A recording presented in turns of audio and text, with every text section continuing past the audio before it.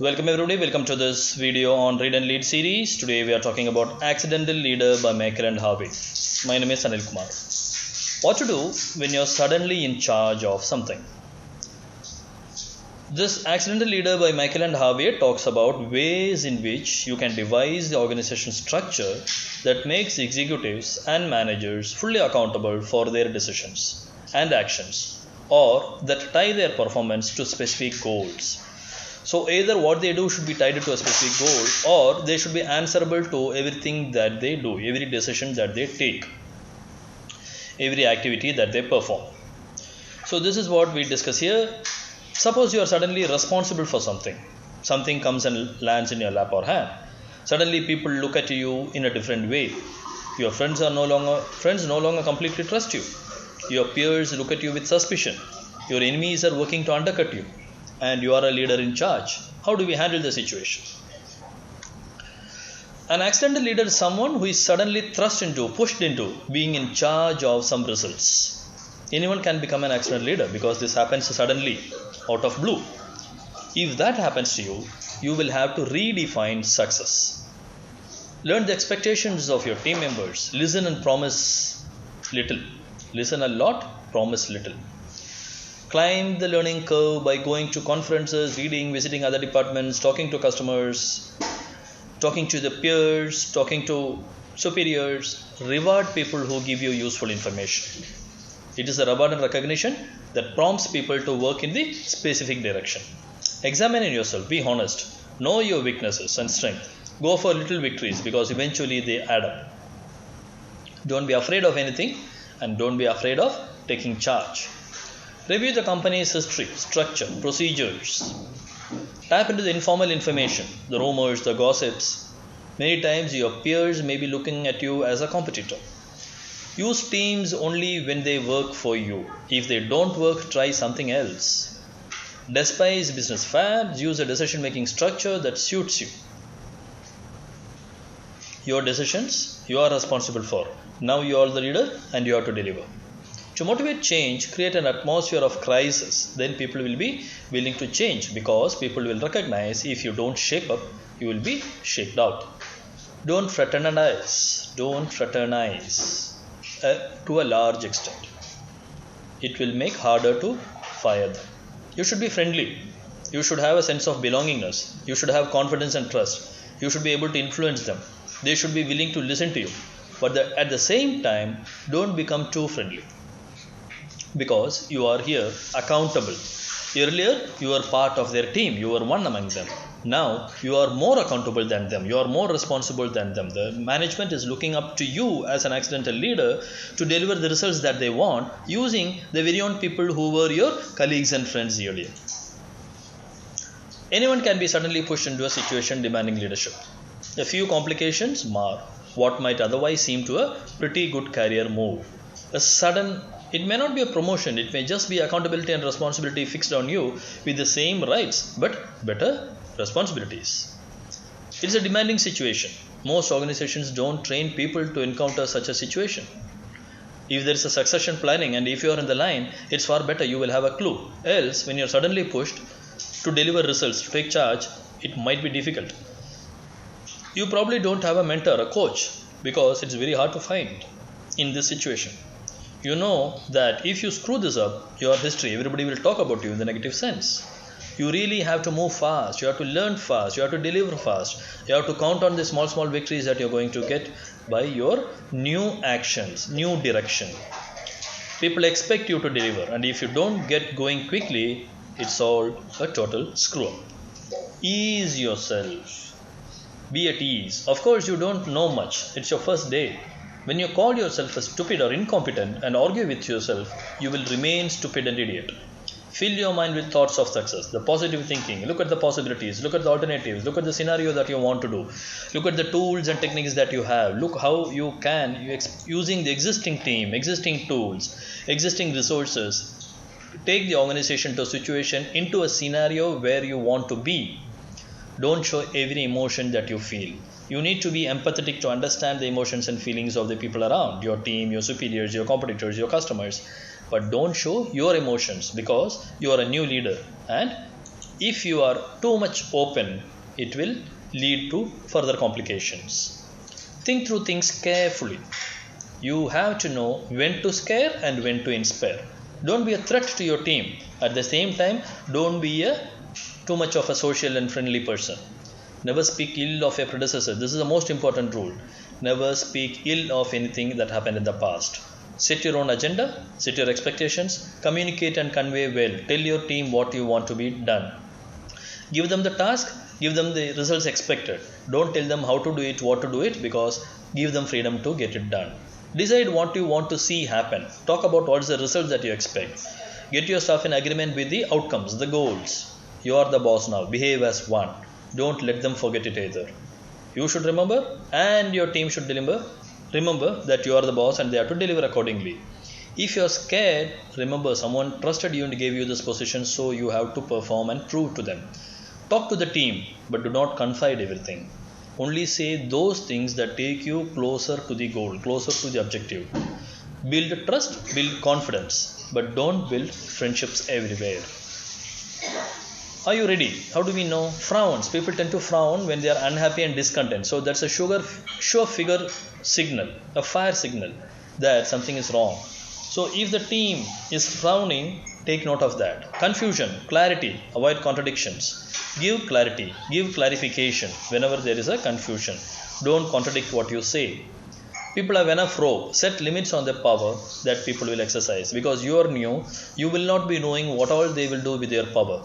So, when you give them roles, give them adequate responsibility and adequate authority, not too much of a power. Then there is an organizational inertia that is fighting for its own goals. Every team, every individual will be fighting for their goals. As an accidental leader, you need to align, you need to rein in, you need to synthesize, you need to organize, you have to bring everybody into the same sync loop so that the organizational goals and the institutional objectives take up precedence. Gets more importance and focus than anything else. Try to stop backstabbing as much as possible. Resolve the conflicts. Go for critical thinking and creative problem solving. Fire the troublemakers, because sometimes it will become easy to work further. Resolve the conflicts. People lack confidence in you because you are new. You have to gain their confidence by demonstrating success, by showing integrity, by showing you mean what you say. Apathy. If people don't care, replace them. At times it is better to have people who listen to you because you are the one who is responsible to deliver the results. Try out what people makes upset. Try out why people frown.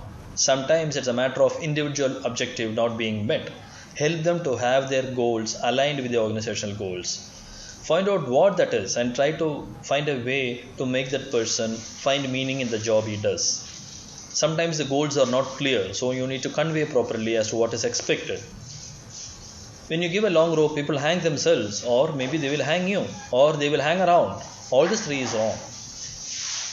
Sometimes you need to have a gorilla band to firefight you. Sometimes the band is fighting for its own goals against you. Sometimes it's a bureaucracy that is stifling progress. You need to find out what changes needs to be done in the structure. You need to get the confidence of your team. That is all the more important than anything else, because technically you are new in that role for them. You must get to know the person, the people on your team, and they must get to know you. Informal communications, repeated small sessions one-to-one will help. Ask, listen. Don't make promises ever, because you don't know what is going to be in the future, because you are new in the role. Just be yourself. Don't pretend. Quickly learn how things are done, how they do things, why certain things happen in a certain fashion at certain team. Learn from all possible sources, all points of view. Go and meet as many people, including competitors and customers. Learn from them what is expected, what is happening, and why this is a gap. Learn from all possible sources, all points of view. Understand the expectations. Look at the history. See which projects failed and which projects worked and how and why.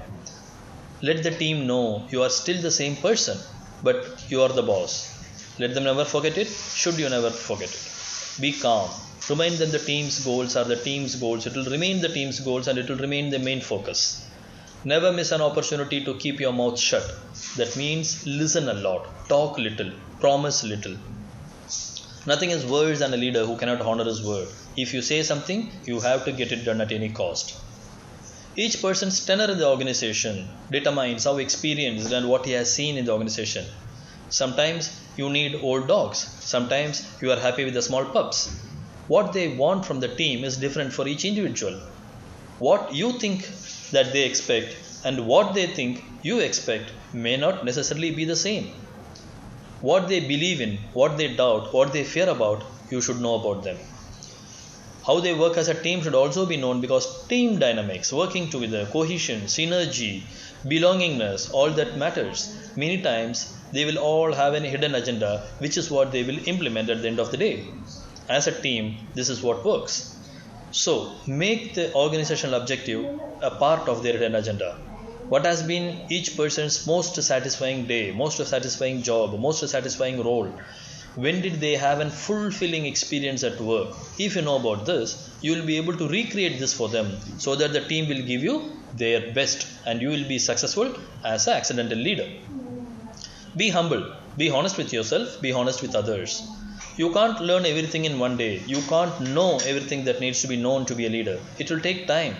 You will have to have a strategy to learn, to come up the curve, to quickly understand the impact of the various variables around the world that has on the task on hand. Practice triage. Focus on need to know, not nice to know things. Focus on need to know, not nice to know things. Decide how much is enough. When you learn about a subject, move on. You need to have a broad understanding. You can hire experts to do the things for you, but you need to know what is to be done. So you need to stop and you need to know how much is enough. The focus on need to know, not nice to know. Be efficient. Write down what you must remember. Skip things you don't need. Analyze yourself, strengths and weaknesses. Why are you now the leader? What skills you have? What is your proudest achievement? What do you want to do in 6 months down the line? Where you want the organization to be, the team to be in the next few days? What is the worst that can happen when you flounder? Analyze yourself, analyze the capabilities of your team, the strengths, the weaknesses, the opportunities, the threats. Go for the technical details, the organizational history, how it succeeded, when it failed. Know where the power resides, who is calling the shots, how the data, the information, the power flows. What are the policies, practices, procedures, the formal and informal rules that people are guided by?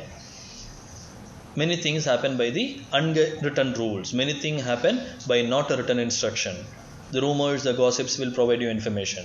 Look at the financial performance. What has been your top line and the bottom line in the balance sheet? At the end of the day, the organization also needs to make a reasonable profit. Service is the first. Customer is the most important aspect, but profit does matter. That is where your pay comes from. Know how to succeed where the organization had failed. Understand where your unit fits in, where your team fits in, what your role is going to be to change things. Find out where the leaders have come from and where they have gone. That will tell you what is going to happen in future also. Generally accurate source of information about the company should not be ignored. After all, bottom line is bottom line, but information from the informal sources, the gossips, the competitors' words, the trolls, that is what will tell you the real sense of things. Well, how do we map success? We need to have a goal where you want to go. We need to have a vision, why you want to get there. We need to have a strategy, the framework for getting there. We need to have the tactics, the steps in the framework that will take you there. The action plan, and then there are easy wins, small victories that help you build confidence and establish velocity you need to achieve the big gains. So if your small victories, if your progress needs to be accelerated, then there has to be easy wins where you reward, recognize, celebrate and reiterate. So the goal, where you want to go, vision, why you want to go, strategy, how you get there, and tactics, what steps you will do, and celebration of easy wins. You need to draw yourself a map to get to the right place and not to get off the course. Plan long term, even though you may not have a long term career to operate in this accidental leader role, you need to plan long term. At the same time, you need to have the low hanging fruits, the easy wins also. Set the priorities, scrap the lowest priority items. You want to knock down as many pins as possible in the few rounds that you have. goal, where you want to go, vision, why you want to get there, strategy, the framework for getting there, and tactics, the step in the framework are really important in mapping the success. You need to maintain an order, that is fixed accountability and responsibility for every person, every position, time bound and specific. To do when you are suddenly in charge, you need to fix a responsibility, refix the responsibility, remind them, replan it, the roles and responsibilities of every person and every position. If a person is not accountable for something that will take the organization closer to the goal, that position is not necessary to be there in the organization structure. You have to win the cooperation by give and take. Who is responsible for the job? When each job gets done, the consequences of failure. So you need to know who will do what. You need to know by doing that what outcome is expected, and you need to know how the feedback will be, and you need to convey what will be the consequences if the expected outcomes are not there. So there has to be accountability. When there is an unpleasant, undesirable work to be done, everybody should get a fair share. It should not be dumped on one person to take him out of having meaning in the job. When there is an unpleasant, undesirable work to be done, it has to be equally shared by every member of the team. Motivating is difficult. Motivating change is still more difficult. So unless there is a crisis mindset, people will not be willing to change. Inertia is what everybody likes. The orderly approach is helpful. For that, we need to have a continuous and regular feedback mechanism, a fair feedback mechanism. The right information should come. Only then you will be able to give a critical feedback back to the actor to say his actions did not provide the expected results. You need to figure out what's going on. That's a leadership skill. You need to provide the training. That is a leadership duty. You need to extract a promise that they will meet the objectives. That is a leadership right. So keep holding informal sessions with the people, maybe a hot coffee or a cold beer, but the way to talk to them is the way to get them talk about what is in their mind, how they are doing what they are doing, and what you can expect from them. Sit back and listen. Draw out from them by allowing them to talk and you keeping your mouth shut. Just listen, active listening. Look for the best in the people. Appreciate what makes them unique or different. Be generous. Look for the best in people. Appreciate what makes them unique and they are different. Be generous. Reward them. Recognize them. Getting around. This is difficult. Because as a new leader, you have new challenges. You would like to sit in the corner room and call the shots. But be out talking to the people. Ask questions. Know what people are thinking about, what they want, how things are going. Friends and colleagues, mentors and acquaintances, people who don't work for your company, people who are not in the industry, they are the valuable sources of honest feedback about you, about your company, about your team, about your performance. And they are the right one to give you advice. People within sometimes may withhold the information unless and until you have built enough trust and confidence. If you don't get around, you will never learn the bad news. It is by seeing you know how the team is feeling. See for yourself how things are functioning in your organization. So basically, are you ready? Don't be scared. Somebody trusted you that you can deliver and you have to prove you can deliver. You have to demonstrate success to win trust and confidence. When you have trust and confidence, you will be able to influence the team. You get to know them. Seek first to understand. Team up. Without a team, you cannot do anything. Sometimes people will be having apprehensions because you are new leader and you were part of them earlier but not now. Show them you are the leader. Treat them as if you are the leader. Because now you are the leader and you have to get things done. Fix accountability, fix responsibility, convey to them what you want. You tell the goals remain the same, the objectives remain the same. Make your expectations clearly communicated to everybody. Learn the technical details what you need to. You should know when to stop becoming an expert. Knowing is one thing and hiring an expert to get things done is another. You have to map success, the goal, the vision, the roadmap. You have to maintain order. You have to follow a structure and then you need to get around to know the people. Think through things carefully. Talk more is not the right thing to do. Listen more is the right thing to do. Learn to understand. Find out who is who, what is what, and why, the insider stories. Plan long term even though you have only small rounds. Get as many pins, easy wins. Make every job accountable. Thanks for listening to this. These are the things that you would do if you become an accidental leader. Finley and Robbins speaks about in What to Do When You're Suddenly in Charge.